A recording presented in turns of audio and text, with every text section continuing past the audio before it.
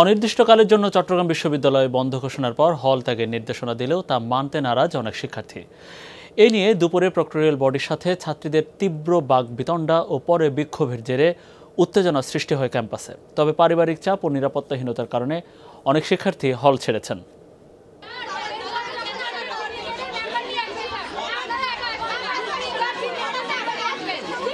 চট্টগ্রাম বিশ্ববিদ্যালয় বন্ধের সিদ্ধান্তের পর প্রক্টরিয়াল বডির সদস্যরা শামসুন নাহার হলে গেলে এভাবেই ছাত্রীদের তোপের মুখে পড়েন।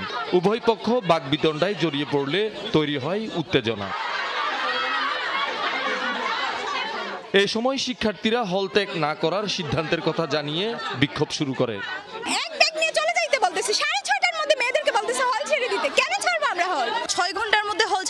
এই সিদ্ধান্ত কোনো ন্যায় সিদ্ধান্ত হতে পারে না। আমরা হল ছাড়বো না, আমরা হলেই থাকবো। এক একটা জার্নি 18 থেকে 20 ঘন্টার মতো হয়ে থাকে, এটা তো পসিবল না। যেখানে আমার ভাইয়েরা রাজপথে যুদ্ধ করতেছে, আন্দোলন করতেছে, সেখানে আমাদেরকে হল ছেড়ে দিতে বলতেছে, তো আমরা কেন হল ছাড়বো? এর আগে সকালে অনলাইনে অনুষ্ঠিত জরুরি সিন্ডিকেট সভা শেষে অনির্দিষ্টকালের জন্য বিশ্ববিদ্যালয় বন্ধ ঘোষণা করা হয়। ছাত্রীদের সন্ধ্যা 6টা এবং ছাত্রদের রাত 10টার মধ্যে হল ত্যাগের নির্দেশ দেয় প্রশাসন। সন্ধ্যা 6টায় সকল মেয়েদের হলে আমরা শিলগালা করে দিব মেইন গেট, এবং আমরা রাত 10টায় সকল ছেলেদের মেইন গেট আমরা শিলগালা করে দিব, এবং ভিতরের রুমগুলো প্রবোস্ট শিলগালা করে দিবে। হঠাৎ হল ত্যাগের নির্দেশে বিপাকে পড়ে দূর দূরান্তের শিক্ষার্থীরা। বিশ্ববিদ্যালয় বন্ধ থাকলেও অন্তত হল খোলা রাখার দাবি তাদের। আমাদের হুট করে বললেই তো আমরা ট্রেন বা বাসের টিকিট অ্যাভেলেবেল পাচ্ছি না। এই সিদ্ধান্তের কারণে আমাদের অনেক ভোগান্তি হবে, হুট করে তারা যেতে পারবে না। আমার বাড়ি টাঙ্গাইল, আমার হলে আরো আপু আছে, আমাদের বাড়ি রংপুর, দিনাজপুর।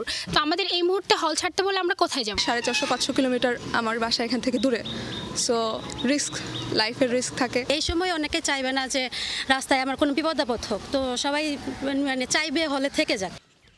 আগের দিনের বিক্ষোভ, সহিংসতা, প্রাণহানির ঘটনার পর ক্যাম্পাসের পরিস্থিতি অনেকটাই থমথমে। এ অবস্থায় পারিবারিক চাপ ও নিরাপত্তাহীনতার কারণে সকালেই হল ছাড়ে অনেক শিক্ষার্থী। কালকে রাতে বাঁশির শব্দ শুনতেছিলাম, তো হলে বাঁশির শব্দ মানে হচ্ছে কোনো পুরুষ লোক আসতেছে। জীবন নিয়ে পালাতে হচ্ছে এখন যদি আমরা থাকি, আমরা মানে শান্তিতে থাকতে পারবো না। দেখলাম হল বেশিরভাগই ফাঁকা হয়ে যাচ্ছে। এখন আমরা গুটি কয়েক স্টুডেন্ট আছি, তো এটা তো মানে একটু আতঙ্কের বিষয়। শহীদুল সুমন, যমুনা নিউজ, চট্টগ্রাম।